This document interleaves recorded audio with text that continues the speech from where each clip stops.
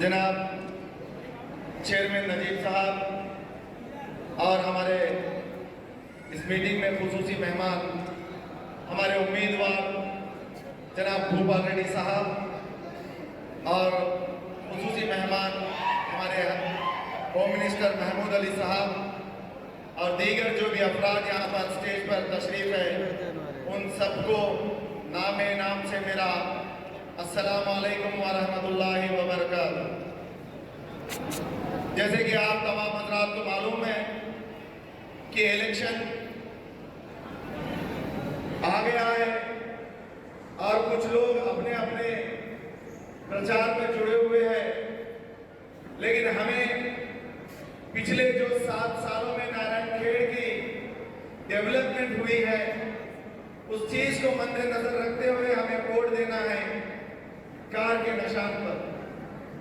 आप तमाम को मालूम है 2016 में जब बाई इलेक्शन हुआ उसके बाद जो नारायणखेड़ का माहौल था, आज नारायणखेड़ का क्या माहौल है हमें एक मरतबा सोचने की जरूरत है। आप लोगों को पता है कि पिछली हुकूमतों में सिर्फ राउडीइज्म किया गया, गुंडाइज्म किया गया, लोगों को डराया गया, लेकिन आज 7 साल नारायणखेड़ के और हुकूमत तेलंगाना आने के बाद इस स्टेट में हो या नारायणखेड़ में हो कहीं दंगा फसाद हुआ क्या, एक मरतबा हमें सोचने की जरूरत है। पिछली हुकूमतों में हर 4 दिन 8 दिन को कर्फ्यू लगा करता था, लेकिन हुकूमत तेलंगाना आने के बाद सीएम केसीआर साहब की सदारत में आज गंगा जमुना तहजीब में हम चल रहे हैं। यहाँ पर जब बाई इलेक्शन के बाद भूपाल रेड्डी साहब ने जो डेवलपमेंट की, हॉस्पिटल को ले लीजिए, आज मुसलमान गरीब है, मुसलमान के पास हॉस्पिटल में बताने के लिए आमदनी का जरिया नहीं। किसी कौम को पस्त करना हो, किसी कौम को निस्त नाबूद करना हो तो उस कौम से लड़ने झगड़ने की जरूरत नहीं, उस कौम से इल्म को दूर कर लो, काफी है ना। उसी तरह वो लोग जो है ना हमारे से हमारा इल्म खींचे, हमें एजुकेशन से दूर रखे, हमें स्कूल्स नहीं बना करके दिए, हमें कॉलेजेस बना करके नहीं दिए, फिर वहीं पे इनका एक कॉलेज चला, क्या नाम है, Anuradha junior and degree college. फिर वही कॉलेज चलाए, गवर्नमेंट कॉलेज में लेक्चरर्स को आने नहीं दिए, टीचर्स को आने नहीं दिए, हम आपको अनएजुकेटेड करे। पैसे रईसों वाले वहां अनुराधा में एडमिशन नए समाज साहब की हुकूमत आई तो आज टेमरीज के नाम पर हमें बॉयज के लिए एक हॉस्टल और गर्ल्स के लिए एक हॉस्टल दिया गया। आला से आला तालीम हमें मिल रही है। जो बारीक चावल सीएम केसीआर के घर में पकते हैं वही बारीक चावल आज हमारे बच्चे हमारे इंस्टीट्यूट में खा रहे हैं। ये बात सही है या नहीं? एक मरतबा देख लीजिए, फिर भी इसके ऊपर जो है सो बदनाम करने को बहुत लोग देखे। खैर उसका तो हिसाब अल्लाह देगा। इस तरह की बदनामी हमारी औरत बच्चियों के ऊपर, एक बच्ची को लेकर के जो इंसिडेंट आप तमाम लोगों को मालूम है, उसने उस जाहिल ने क्या कहा, एक मरतबा वीडियो तो प्ले कीजिए। हुकूमत चली 55 साल में 60-62 डब्बे जो है सो कब्जा कर लिए, फिर हम एक डब्बा तो भी कब्जा करेंगे बताओ, हम किसी के पेट में मारेंगे बताओ। लेकिन इन्हों क्या करते हैं, इनकी जागीर है समझते, जागीर है कैसा बोल रहे, जरा ऑडियो में सुनो, कैसा रिश्वत ले रहे, कैसा पैसे की डिमांड कर रहे, सुनो ऑडियो में।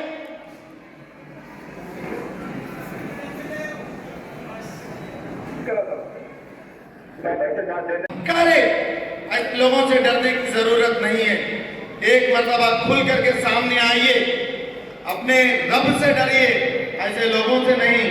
बल्कि मैं आप लोगों से, वक्त तो बहुत चाहता था, दिल बहुत चाह रहा है कि आप लोगों से और गुफ्तगू करूं, लेकिन काफी वक्त हो चुका और भी बहुत सारे लोग बात करने का है और हमें लंच टाइम भी हो गया, खाने का भी, लोगों को भूख भी लग रही है।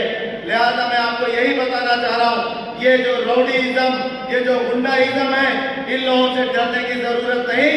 इंशाअल्लाह 3 तारीख को तीसरी मर्तबा फिर एक बार भूपाल के साथ भारी अक्सरियत से जीतेंगे।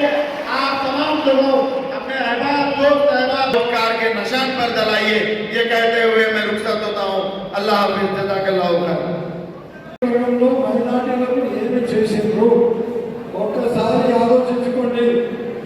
మైనార్టీలని కేవలం ఓటు బ్యాంకు లాగా వాడుకున్నారు. మైనార్టీలని అన్ని రకాలుగా కూడా అణగదొక్కేసి బానిసలాగా వాడుకున్నది ఈ కాంగ్రెస్ నాయకులు అని చెప్పి తెలియజేస్తున్నాను. ఉదాహరణకి మన నారాయణగఢ్లో కాంగ్రెస్ వాళ్ళు పరిపాలించినప్పుడు అన్నిటికంటే వెనుకబడేటువంటి ప్రాంతం కూడా మన నారాయణగఢ్ పాత మన మైనార్టీ కాలనీలే. ఎక్కడైనా సిసి రోడ్ అయినాయంటే ఇష్టారెడ్డి కాలనీ, అట్లా పెద్ద పెద్ద వాళ్ళు కొత్తగా ఏర్పాటు చేసిన కాలనీలు మాత్రమే. నేను ఎమ్మెల్యే గెలిచిన కొత్తలో ఒకవేళ రంజాన్ పండుగ సందర్భంగా ఆదిలాబాద్ మనం ఇఫ్తార్ చేద్దామని ఆ ప్రాంతానికి వస్తే మొత్తం రోడ్ల నిండా చెత్త, రోడ్లు బాగాలేవు, కంపు వాసన, చాలా కంపు వాసన నారాయణగఢ్ ఉంటుంది. అదే మాదిరిగా నారాయణగఢ్లో మన పిల్లలు చదువుకోవడానికి మైనార్టీల కొరకు విద్యాలయాలు లేకపోతే, మైనార్టీలు పేదవాళ్ళు ఉంటారు కాబట్టి వాళ్ళు ప్రభుత్వ దవాఖానాలో చూపెట్టుకుందామంటే దవాఖానాలో డాక్టర్లు ఉండరు, దవాఖానాలు చదువుకోవడానికి మనకు అవకాశం కల్పించలేదు, మంచిగా జీవించడానికి అవకాశం కల్పించలేదు, కనీసం మౌలిక సదుపాయాలు తాగడానికి నీళ్ళు కూడా ఇవ్వని ఆ కాంగ్రెస్ నాయకులు. మరి అదే మాదిరిగా ఇవ్వలేని ఆ కాంగ్రెస్ నాయకులు అదే మాదిరిగా మన మైనార్టీలకు మనకు మసీదులు అవసరం ఉంది, మసీదుల డబ్బులు ఇవ్వలేదు, మౌసంలకు జీతాలు ఇవ్వలేదు, మరి ఈదిగాలు కట్టియలేదు, ఈదిగాల దగ్గరికి రోడ్డు వేసి ఇవ్వలేదు, కొత్తగా మన మైనార్టీ గ్రేవ్ యార్డ్స్కు కాంపౌండ్ వాళ్ళు కట్టలేదు. మైనార్టీలు టోటల్గా చులకనగా చూసి నిర్లక్ష్యం చేసిన పార్టీ కాంగ్రెస్ పార్టీ అని చెప్పేసి మీ అందరికీ తెలియజేస్తుంది. ఒక వీడియో చూపెట్టాడు, కానీ మొదలుగా వీడియో చూపెట్టి కానీ అందులో పూర్తి సారాంశం అర్థం కాలేదు. అది ఒక తాహలు మాట్లాడిన మాటలే కాదు. ఇప్పుడు నాకు వ్యతిరేకంగా పోటీ చేస్తున్న సంజీవ్ రెడ్డి గారు కూడా మరి మైనార్టీ అమ్మాయిల పైన అనుచిత వ్యాఖ్యలు చేశాడు. మరి అభ్యర్థి ఇంతకుముందు మన మైనార్టీలకు వ్యతిరేకమైన పార్టీ భాజపా పార్టీ తరఫున అభ్యర్థిగా పోటీ చేశాడు. మరి మనకు ముస్లింలకు అన్యాయం చేసిన ఈ కాంగ్రెస్ పార్టీ అని మీరు మరొకసారి గుర్తుంచుకోవాలి. ఎందుకంటే బాబ్రీ మసీద్ ఇష్యూ ఎప్పుడు వచ్చింది? పివి నరసింహారావు గారు ప్రధానమంత్రి ఉన్నప్పుడు కాంగ్రెస్ పార్టీ ఆధ్వర్యంలోనే ఆ బాబ్రీ మసీద్ని కూలగొట్టింది కూడా ఈ కాంగ్రెస్ పార్టీ అని చెప్పేసి కాంగ్రెస్ పార్టీ కేవలం మన మైనార్టీలని సంకల కులబలు చేసి వాడుకునే పెద్దదే చేసేది కానీ మైనార్టీలకు ఎలాంటి ఏం లేదు. నేను గత 10 సంవత్సరాలు ఆంధ్రప్రదేశ్ ఉమ్మడి ఆంధ్రప్రదేశ్లో మన మైనార్టీలకు కేటాయించిన నిధులు ఏంటంటే కేవలం 900 కోట్లు. అదే మన ప్రభుత్వం వచ్చిన తర్వాత మన కేసీఆర్ గారు, మన ముఖ్యమంత్రి గారు మైనార్టీలకు 10 సంవత్సరాలు 11,000 కోట్ల రూపాయలు మంజూరు చేశారు. 900 ఎక్కడ, 1100 కోట్లు ఎక్కడ ఒకసారి ఆలోచించుకోండి. మన మైనార్టీ పిల్లలు చదువుకునే వాళ్ళు కానీ మేము మైనార్టీ గురుకుల పాఠశాల చదువు అది కూడా నాణ్యమైన భోజనం పెట్టి ఒక్కో విద్యార్థి పైన విద్యార్థిని పైన 1,20,000 రూపాయలు ఖర్చు పెట్టింది. మరి నేను అడిగిన అయ్యా సంజయ్ రెడ్డి, అయ్యా మన దయానంది గారు తప్పకుండా ఎవరైనా మన మైనార్టీ అమ్మాయిల పైన కనుక జులుం చేసి ఉంటే వాళ్ళ మీద చర్య తీసుకుందాం, వాళ్ళని శిక్షిద్దాం. మీ దగ్గర ఆధారం ఉంటే బయట పెట్టమని వాళ్ళు కేవలం వాళ్ళ ఆధారం బయట పెట్టలేదు. తప్పని కూడా క్షమాపణ కోరమని మైనార్టీలకు క్షమాపణ కోరండి. వాళ్ళ మీద అమ్మాయిల మీద అవమానపరిచే విధంగా మాట్లాడారంటే క్షమాపణ కూడా కోరలేదు. వాళ్ళ ఆధారాలు చూపెట్టారు. అంటే ఇట్లాంటి అసత్యమైన ఆరోపణలు చేసి మన ముస్లిం మహిళల పరువు తీసే వ్యక్తులు కావాలా? మీ పనులు కాపాడేవారు కానీ మిమ్మల్ని చదువు చెప్పి మిమ్మల్ని మంచి చేసే మనుషులు కావాలి. అదే మాదిరిగా మీ అభివృద్ధి కొరకే కృషి చేసే నాయకుడు కావాలన్నా మీ అభివృద్ధి చేయకుండా దత్తమ్మలాగా పనుండే నాయకుడు కావాలని हिसाब खींचे गए थे। कोई इंसान घर में दावत है, एक 5 किलो गोश्त लेकर जाता है, रोक के अरे इसलिए उन्होंने कांग्रेस को दिया। और यहाँ पर हमारा महात्मा लीडर केसीआर हमें तरक्की करना है, हमें आगे बढ़ना है। मैं एक बात बताता हूँ, जब तकलीफ के बच्चे आज जो दाखिला लिए है वो फिगर आप देख लीजिए। पेरिस के बच्चे जो है तमाम गरीब लोगों के बच्चे 11 इंजीनियर में दाखिला लिए, जुमला 5,300 बच्चे हायर एजुकेशन के लिए दाखिला लेने वाले हैं। तो गरीब माँ बाप के बच्चे जो पेरिस में पढ़ते हैं, इसलिए हमारा फर्ज बनता है, हमें कांग्रेस की जरूरत नहीं है। 50 साल में धोखा दिए। आप बीआरएस पार्टी के कैंडिडेट गोपाल रेड्डी साहब को बड़ी मेजॉरिटी से जिताइए। केसीआर साहब को चीफ मिनिस्टर होने वाला को पक्का हो रहा है ना। केसीआर साहब चीफ मिनिस्टर हो तो आप क्या करवाए? गोपाल रेड्डी साहब को जिता के असेंबली में भिजाइए। आपके इशू को सुझाव, यहाँ रोजगार का एक मसला है, वोट का एक मसला है। मैं तो कहूँगा इलेक्शन के बाद बहुत चेयरमैन को लेकर आऊंगा, बहुत सीओ को लेकर आऊंगा। यहाँ तो बहुत के कॉम्प्लेक्स है, उन लड़कियों को कैसे कैसे हमारे लोगों को अलर्ट करना है, कैसे यहाँ के पक्के जमीनों को डेवलप करते हुए हमारे लोगों को रोजगार भी मिले और नागपुर को आमदनी भी हो जाए। उसके लिए मिलकर काम करेंगे। बस आपसे हाथ जोड़ के विनती करना चाहता हूँ, ये कांग्रेस धोखेबाज जमात है, कभी हमारी तरक्की नहीं चाहती है। आप कहो केसीआर साहब के हमें गार के विचार को जाना चाहिए और गोपाल रेड्डी साहब को बड़ी मेजॉरिटी से जिताकर तीसरी मरतबा फिर असेंबली भिजाइए, ताकि तीसरी मरतबा हमारे केसीआर साहब चीफ मिनिस्टर बन सके। और बनने के बाद अमल से जिस तरह हमारी स्टेट चल रही है उसी तरह चलिए, आगे बढ़ती रहना, तरक्की करते रहे। यही कहते हुए मैं अपनी बात खत्म करता हूँ। खाने का टाइम हो रहा है, इसलिए फिर एक बार कार के निशान को वोट लगाइए। आज उठाइए, जोर से बोलिए कार के निशान को, कार के निशान को, कार के निशान को, गोपाल रेड्डी साहब को भारी मेजॉरिटी से जिताइए। जरूर जिताएंगे, जरूर जिताएंगे। और केसीआर साहब को चीफ मिनिस्टर बनाएंगे। उसके बाद ही जिस तरह 10 साल में तेलंगाना तरक्की किया है, उसी तरह आगे भी तरक्की करता रहेगा और मुसलमान खुशहाल जिंदगी गुजारेंगे। जय तेलंगाना, जय जय तेलंगाना। एक ही महाराज की तरह इंडिया में केसीआर साहब तो सारे कौम के साथ अमन भी कायम किए, मुसलमानों को तरक्की के मौके पर मेरे भाइयों को बोलता हूँ, मस्जिदों के इमाम और मोहल्ला रखा कभी भी कांग्रेस ने एक पैसा नहीं दिया।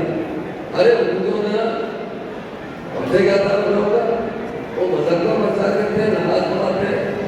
मैंने एक 25 बार करने दिया हजौर पर जाकर, और कभी भी ये रुपया नहीं दी। जब सीएम साहब से गुजारिश की तो सीएम साहब ने क्या कहा, अरे हमारे इमाम भाई, इमाम हजरत जो होते हैं नमाज पढ़ाते हैं, हमारे मौलवी जो होते हैं अल्लाह के घर की सफाई करते हैं, अज़ान देते हैं। और जब नमाज पढ़ने के बाद इमाम साहब क्या करते हैं, 5 बार नमाज पढ़ते हैं, 5 बार इमाम माथा जमीन पर टेककर सिजदा करते हैं। नमाज के बाद हमारे लिए दुआ करते हैं। अगर बारिश ज़्यादा होती है अल्लाह ताला से दुआ करते हैं, अल्लाह बारिश ऐसी ना हो जिससे तबाही हो। अगर बारिश नहीं होती है तो अल्लाह ताला से दुआ करते हैं, अल्लाह बारिश बरसा, यहाँ के किसान अच्छी फसल बना सके, हम अच्छी जिंदगी गुजारे। उसके लिए हमारे सिलसिला में इमीडिएट फैसला इमाम और मौलाना को 5-5 हज़ार का दिया। बाद में 7,000 दरखास्तें भेजी थी, उसे भी क्लियर कर दिया गया। और एक बात बताना चाहता हूँ, नई हुकूमत में आने वाली जब तीसरी मरतबा हुकूमत बनाएंगे ना, 10,000 इमाम को 10,000 पौधों को करने का वादा किया है। और मेरे भाइयों बहनों, मैं आपसे 2 साल और बात बता दूंगा, लंबे नहीं बताऊंगा। हम लोगों ने बहुत बर्दाश्त किया। कांग्रेस ने कभी भी, आज देखिए तो कांग्रेस का जो प्रेसिडेंट है ना, रेवंत रेड्डी, जानते हैं ना, एक मीटिंग में मैं उसको देखा हूं, आप वीडियो देखे होंगे, कार्यकर्ता जो मीटिंग में बैठे थे, ये लातों से मारा था, देखे नहीं देखे, अपने खुद अपने लातों से मारा। दूसरा वीडियो देखिए, एक मौलाना साहब ने, अब पता है भोपाल रेड्डी साहब को टोपी पहनाए, कितने अच्छे तरीके से फेंक के बैठे। जब टोपी पहनाया गया तो खींच के फेंक दिया, वो पक्का उसका जो इतना ही था, तालीम हुई ना शुरू में, वो आरएसएस पार्टी से वापस था। बाद में टीआरएस पार्टी में भी आया 2004 में, उसके बाद तेलुगु देशम में गया। आप एक बात देखिए, जब तक तेलुगु देशम इलेक्शन रखती थी ना, बीजेपी से अलायंस करती थी, कभी बगैर अलायंस से नहीं लड़ी, तो सबसे बड़ा हादसा होता था रेवंत रेड्डी का होता। आज हम कांग्रेस के सीनियर लीडर से पूछे, हमारे मीडिया के दोस्त हैं, तो बताना चाहता हूँ, जितने कांग्रेस के बहुत सीनियर लीडर है, उनसे पूछिए रेवंत रेड्डी के बारे में, वो लोग कहेंगे राहुल गांधी के कल किधर हो चुकी है, प्लीज किधर हो चुकी है। अब इतने सीनियर रखने के बाद एक जूनियर आदमी को जो इसका ताल्लुक बीजेपी से, जो टीडीपी से आया, हमारी पार्टी का प्रेसिडेंट बना दिया गया, कि हमारे लिए शर्म की बात है। इसलिए मेरे भाइयों बहनों, मैं 2-3 बार एक बात और करूँगा, आपसे गुजारिश करने के लिए, आपका भाई, आपका वोट हमारे स्टेट में कांग्रेस की जरूरत नहीं है, लेकिन